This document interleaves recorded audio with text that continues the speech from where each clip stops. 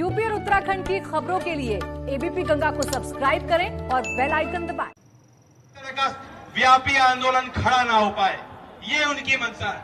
योगी जी को रेप से दिक्कत नहीं है, रेप की चर्चा ना करो, ये आंकड़े दबा के रखो। योगी जी को रेप करने वाले से दिक्कत नहीं है, उनको साथ रखते हैं, उनको मंचों पे सुशोभित करते हैं। आपने देखा, भूलना मत, जो एक विधायक संघ था, पूरी सरकार जुटी थी उसे बचाने में, उनसे दिक्कत नहीं है। लेकिन अगर कोई कहेगा कि गलत हो रहा है, अन्याय हो रहा है, रेप क्यों हो रहे हैं, उसकी आवाज को दबाने का प्रयास योगी जी और पूरी इनकी सरकार और इनके दलाल करेंगे। ये है सुशासन। क्या ऐसी सरकार को की रचना आप लोगों ने की थी?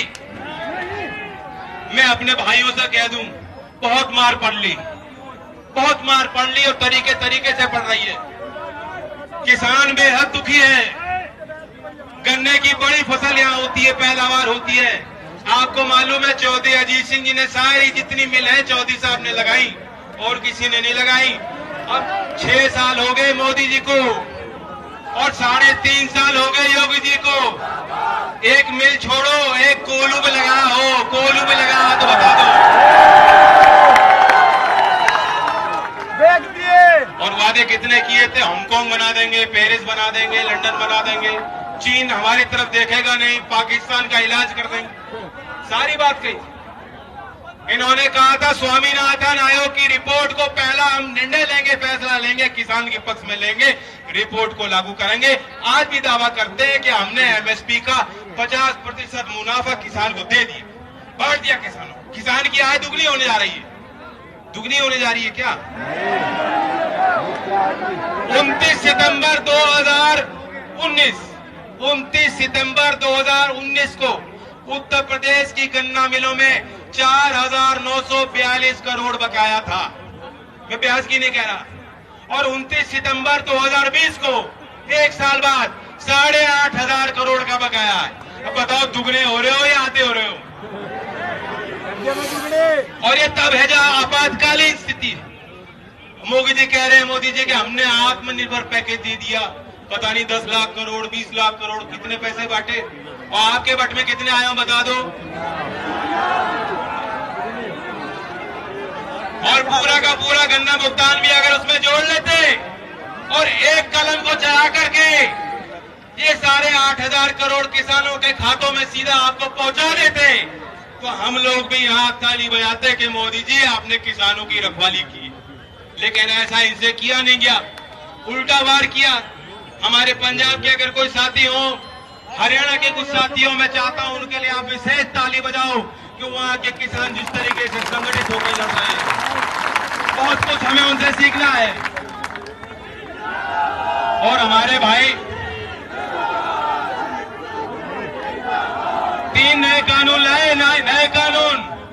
कितने लोगों को पता है वो कानून क्या है क्या नहीं पता है? नहीं पता, बहुत लोगों को नहीं पता। दावा ये है कि एक झटके में मोदी जी ने सारे बिचौलिए खत्म कर। नहीं, बिचौलिए खत्म नहीं किए। वे तो जो आड़ती हैं, जो मंडी में बैठते थे, उन्हें कमजोर किया है और नए बिचौलिए खड़े कर दिए, जो नौकरी करेंगे और नौकरी करेंगे सिर्फ अदानी और अंबानी की। और 5 साल में जैसे रेल बिक रही है, जैसे एयर इंडिया बिकने जा रही है, सरकार बैंक बेच रही है, सरकार LIC बेचना चाहती है, 5 साल के अंदर ये मंडी में जब किसान जाएगा नहीं, उसके बाद कह देंगे वे मंडी में सरकार खरीद नहीं सकती। और सरकार खरीदेगी भी तो अंबानी और अदानी से खरीदेगी। MSP का फायदा एक भी किसान को देश में नहीं पहुंचेगा। और स्वामीनाथन आयोग की बात, मुंजी का क्या हाल है? मुंजी पिट गई। अगर C2 + 50% का फॉर्मूला इन्होंने लगाया होता, लागू किया होता, आपको 630 रुपए अतिरिक्त MSP में मिल गए होते। आपको कहूं कि MSP में 225 रुपए प्रति क्विंटल अतिरिक्त सरकार द्वारा घोषित दाम होता। इन्होंने दिया नहीं, इन्होंने दिया नहीं। वो तो यही काम कर रहे हैं जैसे हमारा माइक कर रहा है।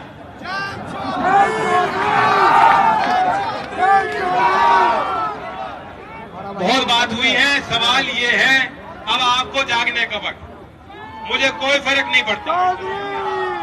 मैं तो अपने भाइयों को कहना चाहता हूं, बहुत से लोग जो आज आए हैं, हो सकता है पिछले चुनाव में वो साथ ना रहे, बहुत से लोग दूसरे दलों में हैं, उनकी भावना जुड़ी है, वे आहत हुए। मुझे कर्नाटक, ओडिशा, विभिन्न राजनीतिक दलों के नेता और कार्यकर्ताओं के लगातार संपर्क हो रहे हैं, फोन हो रहे हैं, कह रहे हैं गलत हुआ जैन, ये बहुत गलत परंपरा हो गई, आज तक कभी ऐसा हुआ नहीं। मैं अपने भाइयों को कहना चाहता हूं, मैं आपके तरफ हाथ बढ़ा के कहना चाहता हूं, अपने घर लौट लो, यहां आपका सम्मान होगा। मैं आपको आह्वान करने आया हूं, अभी कोई वोट का मसला नहीं है, अभी कोई वोट का मसला नहीं है, लेकिन अपने भाई की, अपने खून की पुकार सुन लो और अपने संगठन को मजबूत करो। और ये भाई आपको वादा करता है, ये भाई आपको वादा करता है, मैंने 2 लठ खाए हैं, मैंने सिर्फ 2 मात्र लठ खाए हैं, लेकिन अगर आपके हित के लिए 100 लठ भी खाने पड़े, मैं खाने को तैयार हूं।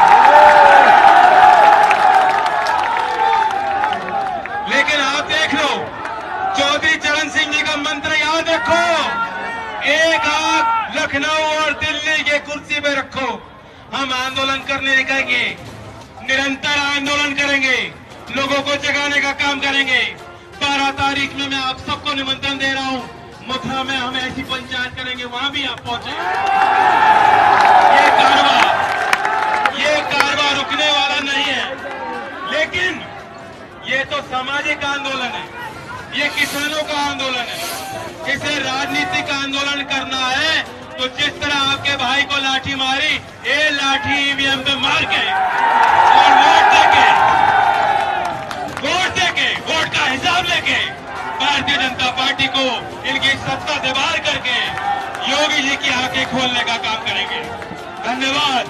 जय हिंद, जय भारत।